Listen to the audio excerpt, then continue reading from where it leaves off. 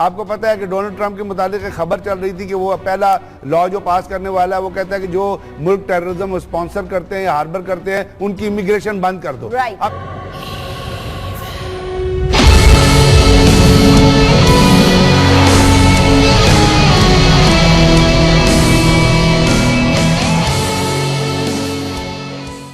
NSG यानी nuclear supplier group, ये वो ग्रुप है जिसमें इंडिया शमूलियत के लिए तड़प रहा है। और अब एक बार फिर कोशिश करेंगे कि जी चाइना किसी तरीके से इंडिया की मुखालफत से अपना मौकफ चेंज कर ले, यानी तब्दील करके ये कहे कि ठीक है इंडिया को इसका हिस्सा बना दिया जाए। 48 मेंबर ये ग्रुप वो ग्रुप है जिसको न्यूक्लियर मटेरियल की सेंसिटिव इंफॉर्मेशन और उस तक रसाई मौजूद है। यहाँ इंडिया शमूलियत की कोशिश कर रहा है, पाकिस्तान भी कोशिश कर रहा है। अब साउथ कोरिया के अंदर इसकी मीटिंग होगी, इससे पहले वियना में हुई थी जिसमें ये मसला डिसाइड नहीं हो पाएगा। अब क्या होगा इस हवाले से बात करेंगे, लेकिन उससे पहले मैं तारुफ करवाऊंगी अपने पैनल का। मेरे साथ मौजूद हैं ब्रिगेडियर रिटायर्ड सैयद गजनफर अली साहब। गजनफर साहब शुक्रिया ज्वाइन करने का।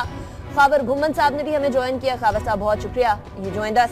ब्रिगेडियर साहब, ये NSG न्यूक्लियर सप्लायर ग्रुप जिसमें इंडिया शमूलियत की बड़ी कोशिशें कर रहा है और चाइना को किसी तरीके से राम करने की कोशिशें कर रहा है, आपको लगता है कि चाइना अपने मौकफ से हटेगा, जबकि इंडिया की तरफ से चाइना के प्रोडक्ट्स भी बॉयकॉट किए जा रहे हैं और भी बहुत सारी इस तरह की रिपल्सिव किस्म की पॉलिसीज अपनाई जा रही है इंडिया की तरफ से? बिस्मिल्लाह, शुक्रिया नीता। असल में ये बड़ी इंपॉर्टेंट, बड़ी अहम चीज़ है और बदलते हुए हालात के साथ ख़ास तौर पर ट्रंप के अमेरिका में आने के बाद तो ये और अहमियत का हामिल हो गया है, क्योंकि आपने इनिशियली देखा किस तरह उसका झुकाव इंडिया की तरफ है और उसके साथ उसने कहा कि पाकिस्तान के बारे में सवाल किया तो उसने कहा यूज़ इंडिया।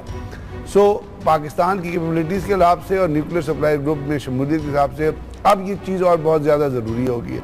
और इंडिया को चूँकि इसकी रियलाइजेशन है तो वो सर तोड़ कोशिश कर रहा है कि किस तरह न्यूक्लियर सप्लायर ग्रुप में शामिल हो जाए, क्योंकि न्यूक्लियर सप्लायर ग्रुप में शामिल होने का मतलब है कि जो न्यूक्लियर मटीरियल की एक्सपोर्ट और इम्पोर्ट है और जो उसके साथ अलाइड कोऑपरेशन मुख्तलिफ ममालिक के साथ चलती है, जो न सिर्फ आप उसके बाद सिविल मीन में बल्कि उसको आप मिलिट्री मीन में भी इस्तेमाल कर सकते हैं, वो आपको एक एक्सेस मिल जाती है। क्योंकि एक्सक्लूसिव ग्रुप है, पहले 6 स्टेट्स थी, अब उसके अंदर कोई 48 स्टेट्स आ गई हैं। सियोल में जो कुछ हुआ था, उसमें जो मीटिंग हुई थी उसमें इंडिया ने बड़ी कोशिश की थी, लेकिन वहाँ पे वो उसको चाइना ने और ऑस्ट्रिया ने और अर्जेंटीना ने और बाकी ममालिक ने, एक मुल्क नहीं काफ़ी मुल्कों ने उसको जो है राम किया। उसके बाद उन्होंने अपनी डिप्लोमेटिक एफर्ट जारी रखी, तो अभी न्यूजीलैंड ने और फ्रांस ने और उन लोगों ने उस पर अपनी विलिंगनेस का इजहार किया। अमेरिका पहले ही पीछे पड़ा हुआ है दुनिया के उन लोगों के कि जी आप इसको न्यूक्लियर सप्लाई ग्रुप में एंट्री दें। अब इसके लिए ये एक स्पेशल इजलास है 11 नवंबर को जो कि वियना में हो रहा है, और उससे पहले एक हफ्ता पहले अजीत कुमार डेवल जो उनका नेशनल सिक्योरिटी एडवाइज़र है और चाइना के जो चाइनीज स्टेट काउंसलर्स हैं उनसे हैदराबाद में मुलाकात हुई और उसका मकसद ये था कि चाइना को आप राम करें और ये कहें कि जी हमें न्यूक्लियर सप्लाई ग्रुप में इजाज़त दी जाए। न्यूक्लियर सप्लाई ग्रुप में शामिल होने का एक बहुत बड़ा जो क्लॉज है वो ये है कि आपको you should be signatory to NPT यानी नॉन प्रोलिफरेशन ट्रीटी, उसके सिग्नेटरी। अब उसके ना तो पाकिस्तान सिग्नेटरी है ना इंडिया सिग्नेटरी है, लेकिन इंडिया को एक 2008 का वेवर मिला हुआ है NPT के हवाले से, जिसको वो एक्सप्लॉइट करना चाहता है, यूज़ करना चाहता है, लोगों को डिसीव करना चाहता है न्यूक्लियर सप्लाई ग्रुप में एंट्री लेने के लिए। पाकिस्तान भी न्यूक्लियर सप्लाई ग्रुप में शामिल हो सकता है, क्योंकि पाकिस्तान की एक तो कैपेबिलिटी जो है वो मौजूद है। दूसरा एक चीज़ और बड़ी इंपॉर्टेंट दुनिया को देखने की ज़रूरत है, जो कि दुनिया नहीं देखती है, वो ये कि पाकिस्तान का जो न्यूक्लियर लीक्स या जो न्यूक्लियर सेफ्टी और न्यूक्लियर वेपन्स की जो सेफ्टी का रिकॉर्ड है वो इंडिया से बहुत हद तक बेहतर है। इंडिया के अंदर कोई 8 एक्सीडेंट्स हुए हैं, इंडिया के बहुत सारे लोग हैं जो बाहर जाके सेटल हो गए हैं। पाकिस्तान ने जो स्पेशल SPD जो बनाया है और जिस तरह आप कर रहे हैं उसमें सिर्फ पाकिस्तान में नहीं बल्कि अभी ये हार्वर्ड कैनेडी यूनिवर्सिटी हार्वर्ड का जो कैनेडी स्कूल है उसकी एक रिपोर्ट छपी है रिसेंटली जिसकी हेडिंग है प्रिवेंटिंग टेररिज्म। उस पर उन्होंने कैटेगोरिकली ये लिखा है कि पाकिस्तान के जो न्यूक्लियर सेफ्टी अरेंजमेंट से हैं they are much better than India. उसने उनमें ये भी लिखा है कि इंडिया के जो न्यूक्लियर सेफ्टी अरेंजमेंट है they are very weak.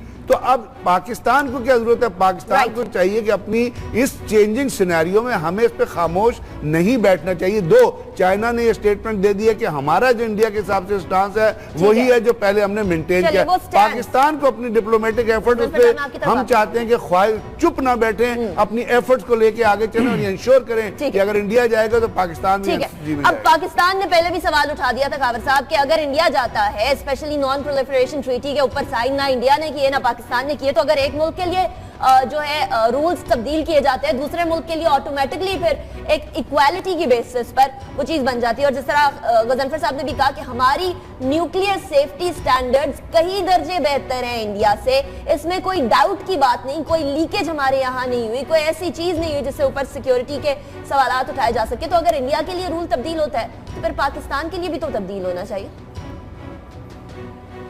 Anika, brigadier साहब ने अपनी जो स्टेट में अभी जो बात किया वो टुवर्ड्स द एंड उन्होंने जो असल इशू है उसको हाईलाइट कर दिया है। वो ये जो जंग लड़ी जा रही है ये डिप्लोमेटिक फ्रंट पे जंग लड़ी जा रही है। आपकी जितना डिप्लोमेटिकली इसको इफेक्टिवली इस इशू को हाईलाइट करेंगे दुनिया के पूरी दुनिया के जो दारुल खिलाफे है वहाँ पे, तो उसका आपको अच्छा रिस्पॉन्स मिलेगा।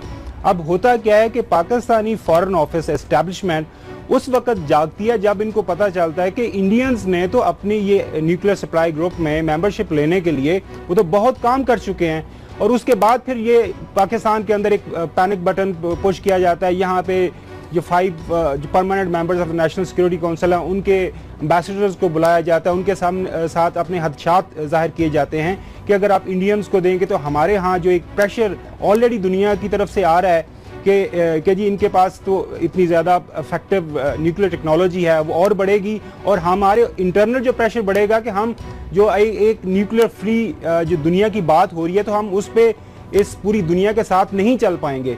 इशू सारा आ जाता है कि क्या दुनिया को आप ये बावर करवाने में कितने कामयाब हैं कि पाकिस्तान और इंडिया जो है किस लेवल इक्वल फुटिंग पे खड़े हैं इस इशू के ऊपर या नहीं खड़े।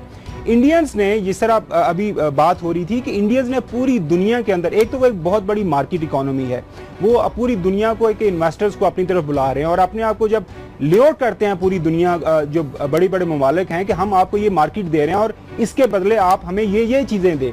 उसके साथ जो पाकिस्तान का इस टाइम रोल होना चाहिए, जो हमारे फॉरेन ऑफिस का रोल होना चाहिए, बदकिस्मती से वो जो अभी तक उसको इफेक्टिवली वो रोल प्ले नहीं कर सका, वो ये है वो इस साउथ एशिया रीजन के अंदर जो सिक्योरिटी के मामलात, अगर इंडिया को एनएसजी में शमूलियत दे दी जाती है और पाकिस्तान को नहीं दी जाती तो वो कितने मसाइल पैदा होंगे। Already flash point south Asia को कंसिडर किया जाता है, कश्मीर इज ऑलरेडी बॉइलिंग। उसके साथ साथ अगर ये सारा आप एक डिस्क्रिपेंसी आ जाएगी पाकिस्तान और इंडिया के दरमियान तो और ज्यादा जो मामला इस रीजन के लिए खराब हो जाए। तो इस हवाले से जो पाकिस्तान का जो फॉरेन ऑफिस है उसको दुनिया को ये बावर करवाना है कि ये इतना आसान मामला नहीं है कि आप इंडियंस को आराम से एनएसजी ग्रुप में मेंबरशिप दे देंगे और हमें बिल्कुल साइडलाइन कर देंगे। अब देखना यह है कि आने वाले दिनों में, आने वाले हफ्तों में, महीनों में पाकिस्तान कितना इफेक्टिवली दुनिया के सामने अपना केस प्लीड करता है। और मेरी इतला के मुताबिक तो इस साल मई के अंदर इन्होंने एप्लीकेशन दी है नेशनल सिक्योरिटी ग्रुप में। ये उस वक्त इन्होंने एप्लीकेशन दी पाकिस्तान ने जब इनको पता चला कि इंडियंस ने तो बहुत ज्यादा काम कर लिया। ठीक है, तो इशू वहीं पे आ जाता है कि आपने दुनिया के सामने केस कितना इफेक्टिवली प्रेजेंट करना है। ठीक है, अब हमारे पास एक ग्राउंड तो बन गया ना गजनफर साहब। ठीक है, हम लोगों ने पहले डिप्लोमेटिक लैग किया, हम लोग थोड़े सुसरबी का शिकार रहे, जो भी हुआ।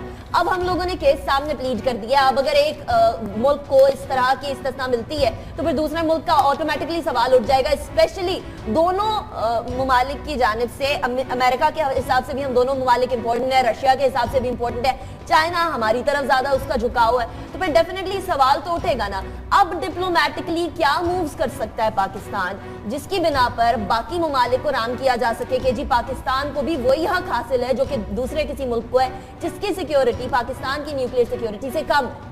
अनिका, जैसे मैंने आपसे अर्ज किया ना कि 11 अभी एक जैसे 11 को इजलास है ना, तो इंडिया ने अजीत कुमार डोवाल ने और जो चाइना के स्टेट सिक्योरिटी के एडवाइजर हैं उनसे एक हफ्ता पहले मीटिंग रखी है हैदराबाद में, गालबन वो मीटिंग हुई। तो क्या मतलब क्या हुआ? मतलब हुआ कि जो दो चाइना ने उनको अपोज किया और न्यूक्लियर सप्लाई ग्रुप में एंट्री नहीं हो सकी, लेकिन इंडिया ने अपनी एफर्ट्स नहीं छोड़ी। हमें क्या हमारे मुझे जो नजर आ रहा है वो ये है कि एक सियोल में इजलास हुआ, एंट्री नहीं, हम खामोश होकर बैठ गए, चलो जी वो तो खत्म हो गया है, आगे अब देखेंगे जब चलेगा। बात यह है कि यूं इसमें 48 मेंबर हैं और 48 मेंबरों में उनकी जो कंकरेंस है उसमें उनकी होनी है तो न्यूक्लियर सप्लाई ग्रुप में एंट्री होनी है। इसमें सिर्फ चाइना भी नहीं है, इसमें और भी बहुत सारे ममालिक हैं। अब बात यह कि हमें, जैसे मैंने आपने बताया ना कि ये जो न्यूक्लियर सप्लाई ग्रुप है ना, ये ग्लोबल न्यूक्लियर कॉमर्स मार्केट है।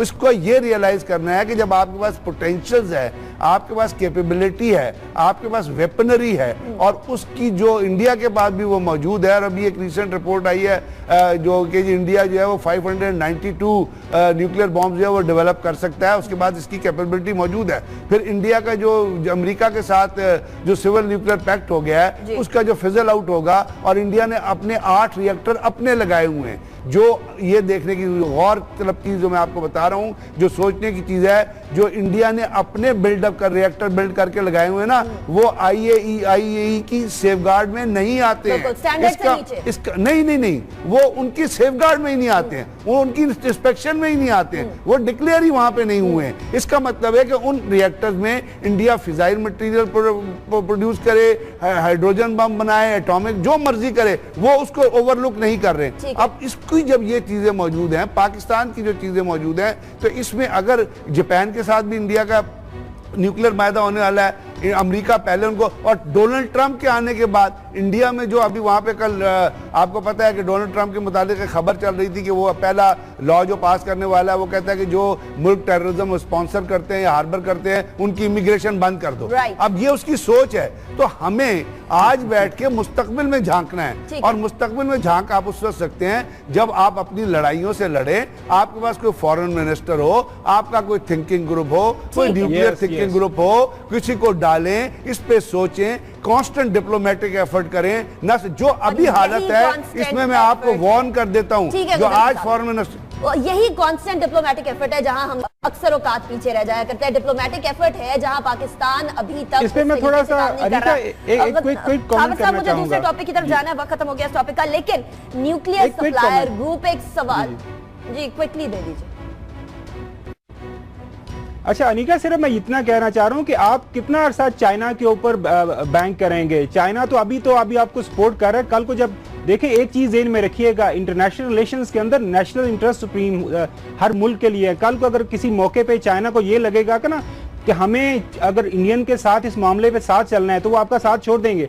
लिहाजा डिप्लोमेटिकली हमें खुद ही समझना। ब्रिगेडियर साहब बिल्कुल ठीक कह रहे हैं कि उसके लिए आपको फॉरेन मिनिस्टर चाहिए, यहाँ पे कुछ थिंक टैंक चाहिए जो अनफॉर्चुनेटली नहीं है। जी ये पॉइंट ऑलरेडी कवर भी हो गया। लोगों को डेफिनेटली डिप्लोमेटिक लेवल पर ऑब्वियसली काम करने की जरूरत है, बिकॉज इट्स नॉट जस्ट कि ये डिफेंस का मसला है या न्यूक्लियर मटेरियल का मसला है या सेंसिटिव टेक्नोलॉजी का मसला है। ये मसला है बैलेंस ऑफ पावर का, इस खित्ते की बैलेंस ऑफ पावर का। और चाइना इस चीज को समझता है, अमेरिका इस चीज को समझेगा या नहीं समझेगा, ये हमारी डिप्लोमेटिक एफर्ट्स के ऊपर तमाम चीजें मुनहसर है। लेकिन डिप्लोमेटिक एफर्ट्स तब होंगी जबकि घर में